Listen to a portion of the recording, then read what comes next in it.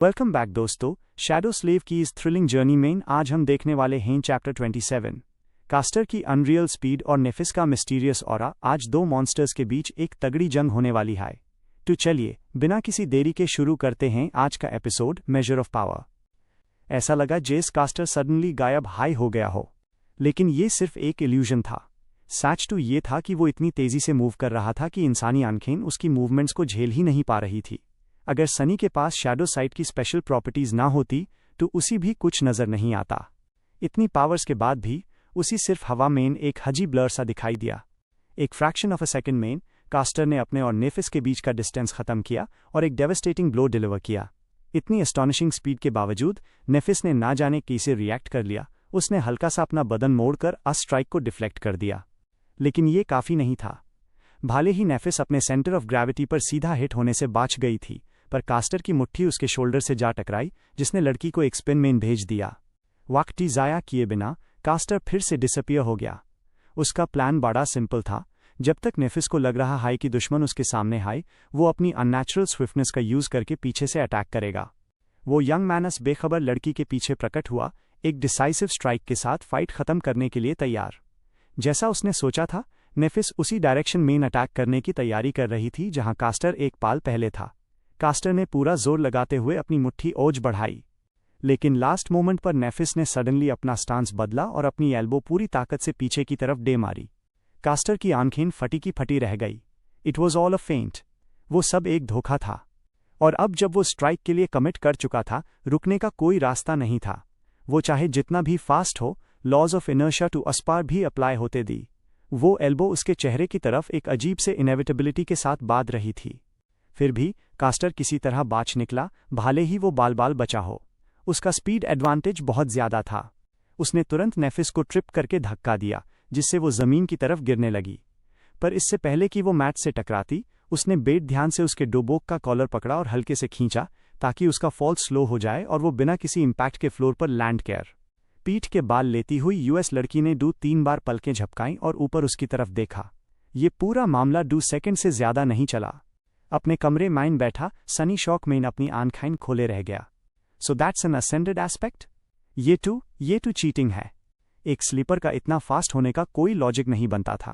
Spell से मिली powers अभी अपनी इन्फेंसी में होनी चाहिए थी। लेकिन कास्टर एक लेगेसी था आखिरकार। कौन जाने एकेडमी आने से पहले उसी कितने सोल शार्ड्स खिलाए गए होंगे। डोजो मीन इंस्ट्रक्टर रॉक ने हल्के से हुंकार भरी और कास्टर को एक नोट दिया। नेफिस धीरे से अपने पैरों पर खड़ी हुई। बाकी सारे स्लीपर्स इस यंग मन को बड़ी इज्जत और हैरानी से देख रहे थे, आपस में धीरे धीरे बातें कर रहे थे। ऐसा लग रहा था कि उसकी परफॉर्मेंस ने अनपार गहरा असर छोड़ा है। लेकिन कास्टर खुद ज्यादा खुश नहीं था। उसने नेफिस की तरफ एक अजीब से एक्सप्रेशन के साथ देखा। वजह यह थी कि बाकी सबके उल्टे उसने एक बात रियलाइज कर ली थी। असली सच सिर्फ उसी नेफिस को, इंस्ट्रक्टर रॉक को और सनी को पता था, जो ऐसी चीजें तुरंत पकड़ लेता था। जो बात स्लीपर्स नोटिस नहीं कर पाए वो ये थी कि नेफिस ने कास्टर के खिलाफ अपनी एस्पेक्ट एबिलिटी यूज हाई नहीं की थी। सच तो ये हाई कि आज के पूरे टेस्टिंग में उसने कभी अपनी एबिलिटी यूज नहीं की।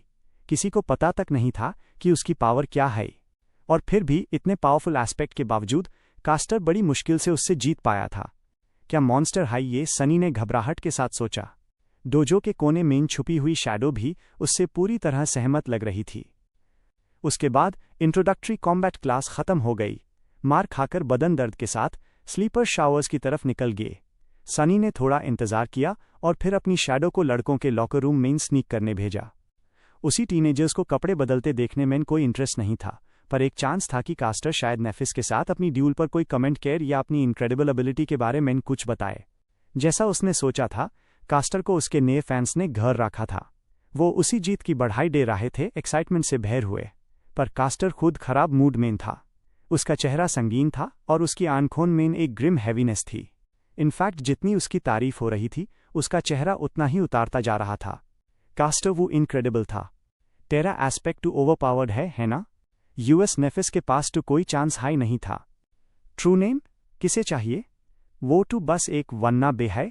आखिरकार कास्टर ने अपना सिर उठाया और बोलने वाले लड़के को एक ठंडी निगाह से देखा। वो लड़का भी उसी की तरह उनके बैच के कुछ गिने चुने लेगेसीज माइंड से एक था। वो थोड़ा कंफ्यूज हो गया। क्या हुआ? कास्टर ने अपने दांत पिसे। मेन इन लोगों से तो ये एक्सपेक्ट कर सकता हूं, पर तुम्हें तो बेहतर पता होना चाहिए। दूसरे लेगेसी ने अपनी आईब्राउ उठाई। क्यों? क्या यूएस पेजेंट गर्ल माइंड कुछ स्पेशल है? कास्टर की आंखें फटी रह गई। Pageant girl? क्या तुम्हें सच में नहीं पता कि वो कौन है? नहीं, सनी ने इम्पेशंस के साथ सोचा। तू बस बोल देना। खुशकिस्मती से अस एरोगेंट स्लीपर का भी वही हाल था। कास्टर ने कई बार अपना मन खोला, जे समझ ना ए रहा हो कि क्या कहे। आखिर में उसने सिर झटका और बोला, she is Nephis of the Immortal Flame Clan. जैसे ही उसने ये कहा, वो एरोगेंट लेगेसी मौत की तरह सफ़ेद पद गया। उसकी तरफ ध्यान न डीट हुए कास्टर ने एज कहा, मुझे उम्मीद है कि मुझे उसके ग्रैंडफादर के बारे में बताने की ज़रूरत नहीं है। उसके पेरेंट्स स्माइल ऑफ हेवन और ब्रोकन सॉर्ड दी। अपने कमरे में सनी लगभग अपनी कुर्सी से गिर ही गया। यहाँ तक कि उसी भी पता था कि इमॉर्टल फ्लेम और ब्रोकन सॉर्ड कौन थे। पहला वो इंसान जिसने सेकंड नाइटमेयर को कॉन्कर किया और मास्टर बना। दूसरा वो पहला जिसने थर्ड नाइटमेयर को फतेह किया और सैंट बना। वो लोग इंसानी जाति के सबसे बेड हीरोज में से एक थे, जिन्होंने अपने हाथों से हिस्ट्री बदल दी थी। अगर कास्टर की बात सच थी तो नेफिस सिर्फ कोई एरिस्टोक्रेट नहीं थी, वो रॉयल्टी थी। अ फ्लैट समझ आया वो उसी लेडी क्यून कह रहा था। उसने उसी प्रिंसेस ही क्यून नहीं बुला लिया? लेकिन इस बात का कोई लॉजिक नहीं बनता था। उसी के थॉट्स को दोहराते हुए पेल फेस्ड स्लीपर ने कांपती आवाज में पूछो, तो फिर वो ऐसी क्यून है? कास्टर ने एक ठंडी आह भरी। क्योंकि वो सब मर चुके हैं। इमॉर्टल फ्लेम क्लैन कब का खत्म हो चुका है। कुछ देर के लिए लॉकर रूम में सन्नाटा छा गया। कास्टर ने नीचे देखा। वो ही अकेली बची है। देर रात जब सब सो चुक सनी चुपके से डोजो में दाखिल हुआ। आसपास देखकर उसने कन्फर्म किया कि कोई नहीं है और फिर रिंग की तरफ बढ़ा, जहां नेफिस और बाकी सबका टेस्ट हुआ था। वो रिंग के सेंटर में खड़ा हो गया, ये याद करते हुए कि कैसे उसने बैच के दर्जनों स्लीपर्स को धूल चटाई थी इससे पहले कि कास्टर उसी हरा पाता। मॉन्स्टर्स, दोनों हाई मॉन्स्टर्स हैं। वो बड़बड़ाया, थोड़ा उदास होकर। सिर झटक कर सनी रिंग से बाहर निकला और अपनी शैडो की तरफ देखा। क्या तुम अग्री करते हो? शैडो कुछ सेकंड्स के लिए हिचकिचाई, फिर उसने अपनी चेस्ट बाहर निकाली और हाथ मोड़कर खड़ी हो गई, बिल्कुल किसी घमंडी की तरह दिखने की कोशिश करते हुए। पर उसका ये ड्रामा ज्यादा कन्विंसिंग नहीं था। हाँ, सही कहा तुमने। बिल्कुल। वैसे भी बड़ी बात क्या है? इमॉर्टल फ्लेम और ब्रोकन सॉर्ड दोनों हाई पावर के मामले में बेड मॉन्स्टर्स पर वो फिर भी अपने परिवार को ख़त्म होने से नहीं बचा पाए। तो आखिर मेन पावर इतनी भी इम्पॉर्टेंट नहीं थी। यहाँ तक कि रॉयल्टी भी इस दुनिया की बेरहमी से महफूज नहीं थी। सनी ने एक गहरी सांस ली और मेजरिंग मशीन की तरफ बढ़ा। मुट्ठी बनाकर उसने पूरे जोर से एक पंच मारा। मशीन ने थोड़ी देर हम किया और फिर एक नंबर डिस्प्ले किया, 9। अरे यार, कम से कम 10 टू डिजर्व करता हूं मेन। चिढ़ते हुए उसने फिर से प्लेट पर हिट किया, लगभग अपनी उंगलियां तुड़वा ली होती, पर रिजल्ट वही था। Damn it. सनी गुस्से को कंट्रोल करते हुए थोड़ा टहलने लगा। ऐसा लगता है कि उसकी किस्मत में कमज़ोर रहना ही लिखा है। स्ट्राइक की फोर्स मास और एक्सेलरेशन पर डिपेंड करती है। एक्सेलरेशन टू प्रैक्टिस से सुधर सकती है, पर मास पर उसका कोई कंट्रोल नहीं था। उसकी हाइट अब बढ़ने नहीं वाली थी। वो चाहे जितनी भी ट्रेनिंग कर ले, वो हमेशा एक लाइट वेट हाई रहने वाला था। ये कहाँ का इंसाफ है? सडनली गुस्से और रिजेंटमेंट में भरकर उसने प्लेट पर एक बार फिर पंच मारा, अपनी सारी फ्रस्ट्रेशन एक स्ट्राइक में डाल दी। उसी पाल सनी के दिमाग में एक अजीब सा इंस्टिंक्ट जागा।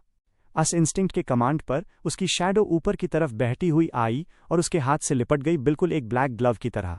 अगले हाई पाल पंच कनेक्ट हुआ। स्ट्राइक की फोर्स से मशीन थर थरा गई। सनी दर्द से करह उठा और अपना हाथ पकड़ते हुए पीछे हटा।